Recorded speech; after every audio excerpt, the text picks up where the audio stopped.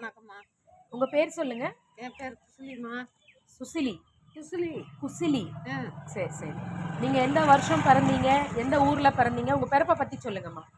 எனக்கு பொண்ணு டேட்டெல்லாம் தெரியாது எனக்கு. ம்.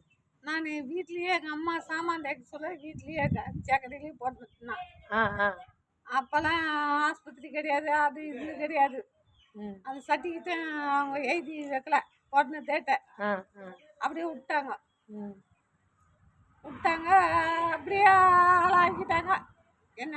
அப்போ உங்க அம்மா தான் மருத்துவர் ஆ, ஆ. அந்த காலத்துல. அந்த காலத்தில் ஆ. அப்படியே ஆளாக்கிட்டாங்க. நான் ஸ்கூலுக்கு போக 1 2 பல் அடிக்கிறாங்க பார், ஆ. ஜனகன மனகதி. அந்த பல் அடிக்க சொல்ல எனக்கு குளிர் ஜுரம் வந்துடும். ஆ ஆ.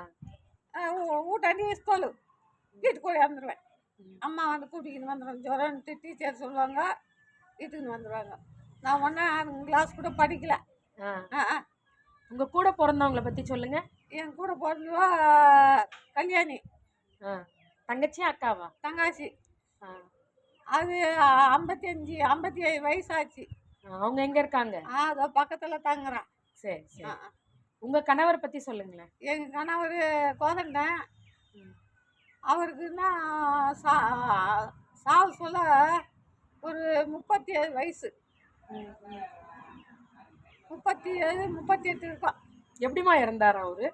அவர் வேலைக்கு போய் வர சொல்ல இந்த சாராய பாட்டிலுங்க லாரியில் போய் அவனுக்கு குடிச்சுக்கிட்டே என்னமோ கைனி மனைக்கு 1 ஏக்கரா 10 சென்ட்டு 1 ஏக்கரா 10 சென்ட்டு 3 பொண்டாட்டி எங்கள் மாமனாருக்கு மிலிட்ரியில் கொடுத்தது. அஞ்சாந்தாங்கல்ல 3 பொண்டாட்டிக்கு பாகம் வந்தது. எங்கள் வீட்டுக்காரர் வந்து அவங்க அப்பா ஆட்டமாக இருப்பார். அதுக்கு என்னமோ பண்ணிட்டானுங்க பங்காளிங்க. வண்டி ஆக்சிடென்ட் ஆகி சாவர மாதிரியே.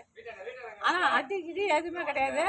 இந்த புருவம் முடித்த இந்த இடத்துல தான் குத்து, வேற எதுவுமே கிடையாது.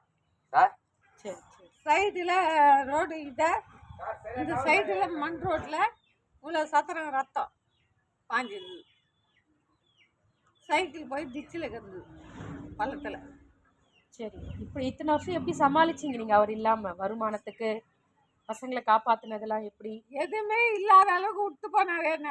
ம். அதெல்லாம் கேட்டிங்கன்னா ரொம்ப கஷ்டம். சரி வேண்டாம். ம். எதுவுமே இல்லாத விட்டு போனார். 2 பொண்ணு மக தான், எனக்கு புள்ள கிடையாது. ம், ம், அந்த 2 மகளுக்கும் முதல் குழந்தை பெண் குழந்தைங்க. ம், ஒன்றுக்கு 4 மாதம், ஒன்றுக்கு 3 மாதம். ம், அவங்க அப்பா இருக்க சொல்ல பிறந்துச்சு. ம். பிறந்துட்ட பிறகு அவங்க அப்பா அது மாதிரி ஆயிட்டாரு. ஆயிட்ட பிறகு என்னை காப்பாற்றுறதுக்கு வழி தெரியல. என்னை எங்கேயும் வெளியே வேலைக்கு அனுப்ப மாட்டார். வீட்டில் தான் பிள்ளைங்களை பார்த்துக்கணும், எங்கள் மகளை பார்த்துக்கணும், அவருக்கு சாப்பாடு கட்டணும். இதுதான் துணிமணி துவைச்சு வைக்கணும். இப்படி தான் இருந்தேன் நான். எங்கள் வீட்டுக்காரர் என்ன இந்த மண்ணை கூட ஒட்டாத அளவுக்கு வச்சுருந்தார். அந்த அளவுக்கு சொல்ல அவர் இறந்துட்டா பிறக்கா சித்தாள் வேலை செய்தேன், மண்ணு தட்டு தூக்குனேன், கல் தூக்குனேன், என் பிள்ளைங்களை காப்பாற்றோம். 2ம் நான் கட்டி கொடுக்கல, 2ம் லவ் மேரேஜ். நல்லபடியா இருக்காங்களா? இருக்கிறாங்க. கஷ்டத்தை தான் அந்த இதுங்க, கஷ்டப்பட்டு தான் சாப்பிட்டுங்க, கையை ஒழிச்சு கஞ்சி குடிக்குங்க 2மே. அந்த அளவுக்கு எனக்கு சொல்ல என் பிள்ளைங்களை சித்தாள் வேலை செய்து மண்ணு தட்டி தூக்க தெரியாது, கல் மண்ணு தெரியாது தூக்க. ஒரு தம்பி, நீ வாமா பெரும்புத்தூர், அந்த தம்பி பெரும்புத்தூரில் இன்னொரு ஊர், அந்த என்ன பக்கத்தில் என்ன ஊர், இருங்காட்டுக்கோட்டையா? அந்த ஊர். அந்த தம்பி வந்து எல்பிஜியில் ஒரு 50 பேர் வந்து வேலை செய்து இருந்தது. எப்போ எனக்கு வேலை தெரியாதுன்னா நான் போய்கிட்டு என்னை எப்படியோ விட்டு போயிட்டாரு.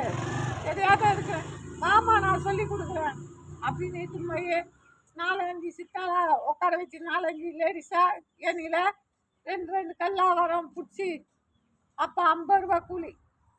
என் பிள்ளைங்களுக்கு நல்ல மாதிரி அதுங்களுக்கு நெய்யை நட்டு எடுத்து போட்டு அவங்க மாமியார் வீட்டுக்கு அமிச்சம்மா.